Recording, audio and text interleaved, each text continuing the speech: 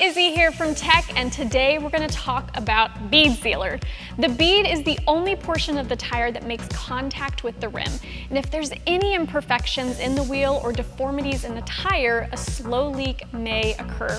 Slow leaks are not just annoying. Left alone, leaks could result in an underinflated tire, and running on an underinflated tire over a period of time can add stress to the sidewall, which could result in a dangerous blowout.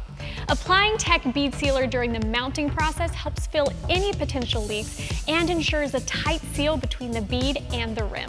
You'll find Tech bead sealer to be thicker and easier to apply than most bead sealers. That's because instead of synthetic gums and solvents, we use a natural rubber solution. To apply, simply unscrew the lid and use the lid-mounted brush cap to apply a thin, even coat to the tire bead. Then simply mount the tire as you normally would. It's that easy. This quick and easy step adds peace of mind and can save you costly rework. For more information, contact your local Tech distributor or visit techtirerepairs.com to order online.